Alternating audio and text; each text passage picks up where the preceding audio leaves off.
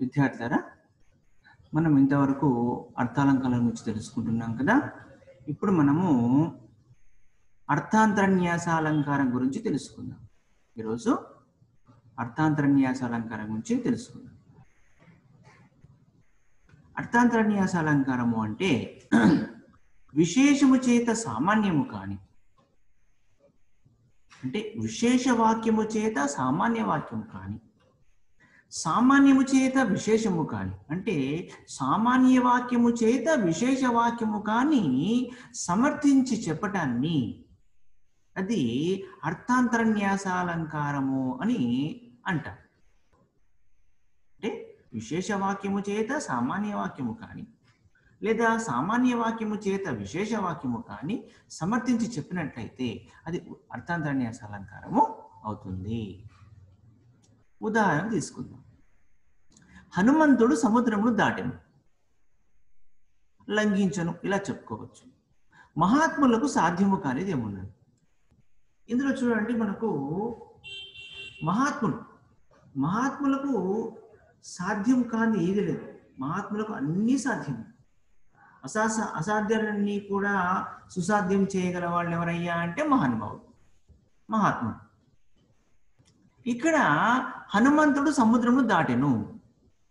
మొదట్లో హనుమంతుడికి సముద్రం దాటే శక్తి ఉందా? మొదట్లో లేదు. కాకపోతే అక్కడ జాంబవంతుడు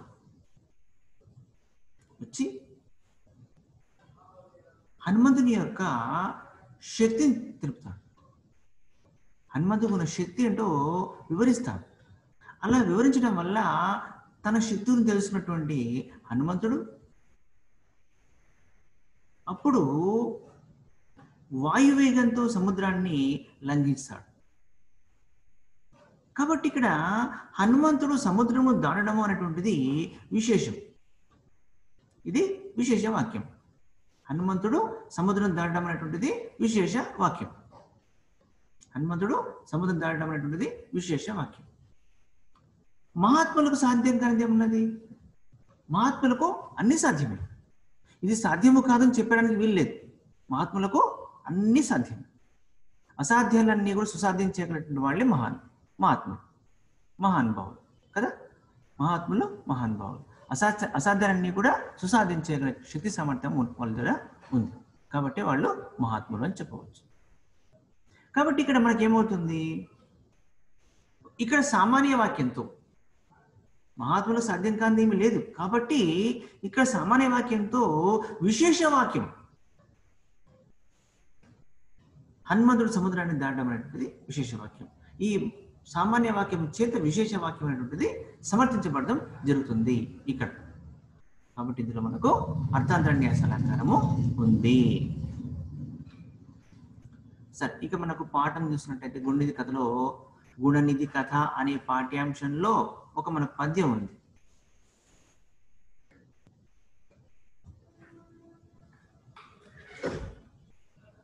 తల్లి బడి కొల్లి చట్టంచు ఉల్లసంబులాడుదురు నన్ను గూర్చి నిన్నహరంబుల్ దుర్నయం బెల్ల నా మీదంద్రోచి జనులు ఉబరలు పలుకు వారికి అడ్డంబుగలదే. ఇక్కడ చూడండి, ఇందులో కూడా మనకు అర్థాంతరన్యాసాలంకారం మనకు వస్తుంటుంది. ఏంటి ఇక్కడ అర్థాంతరన్యాసాలంకారం ఏముంది అన్నప్పుడు ఇలా మనకు ఫస్ట్ పద్యం ఇచ్చారనుకోండి, ఇలా మనకు పై పద్యంలో అర్థాంతరన్యాసాలంకారం కలదు అని రాస్తాము. రాసాక ఇక్కడ లక్షణం రాస్తాము. సామాన్యము చేత విశేషము కానీ విశేషము చేత సామాన్యము కానీ సమర్థించినట్లయితే దానిని అర్థాంతరన్యాసాలంకారము అంటారు అని చెప్పని చెప్తాం. ఇక్కడ సమన్వయం తీసుకున్నట్లయితే ఇక్కడ ఏంటి? తల్లిని అనుసరించి పిల్లవాడు ఉంటాడని, తల్లి బడి కొల్లి చట్టంచు తల్లిని అనుసరించి కుమారుడు ఉంటాడని చెప్పని ఉల్లసంబులాడుదురు నన్ను గూర్చి, లోకులంతా కూడా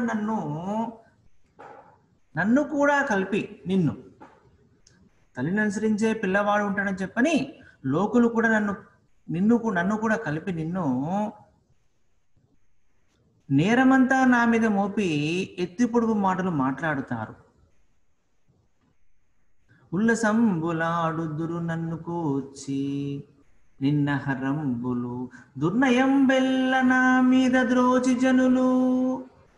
ఆ యొక్క నేరమంతా నాపై మోపి ఎత్తు పొడుపు మాట్లాడతారు. ప్రజలంతా కూడా ఎత్తు పొడుపు మాటలు మాట్లాడతారు అనేటువంటిది ఇక్కడ విశేష వాక్యము. సామాన్య వాక్యం ఏముంది ఇక్కడ? ఉబ్బరలు పలుకు వారి కడ్డంబు కలదే. ఉబ్బరలు అంటే అసత్యాలు, అబద్ధాలు. ఇక్కడ అబద్ధాలు మాట్లాడే వారికి అడ్డం అనేది ఉంటుందా? ఉండదు. కాబట్టి ఇక్కడ ఇది సామాన్య వాక్యం. ఇది సామాన్య అంటే అబద్ధాలు పలికే వాళ్లకు అడ్డం ఏది ఉండదు. వారి అన్ని మాట్లాడే అబద్ధాలన్నీ కూడా అందరూ నిజమే అనుకుంటారు, అందరూ నిజమని భావిస్తారు. అలాంటి అవకాశం ఎందుకు ఇవ్వాలి అంటూ ఇక్కడ అసత్యంలో మాట్లాడే వారికి అడ్డం అనేది ఉండదు అనేది సామాన్య వాక్యం. కాబట్టి ఇక్కడ పై పద్యంలో మనకి ఏమవుతుందంటే సామాన్య వాక్యము చేత విశేష వాక్యం సమర్థించబడుతుంది. సామాన్య వాక్యం చేత విశేష వాక్యం సమర్థించబడుతుంది. కాబట్టి ఇందులో అర్థాంతర్న్యాస అలంకారము ఉంది అని చెప్పవచ్చు.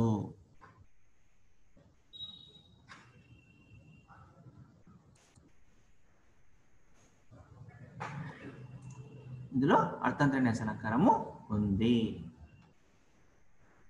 సో ఈ విధంగా అనమాట. అంటే సామాన్యము చేత విశేషము కానీ విశేషము చేత సామాన్యము కానీ సమర్థించబడినట్లయితే అది అర్థాంతర్న్యాస అలంకారము అవుతుంది.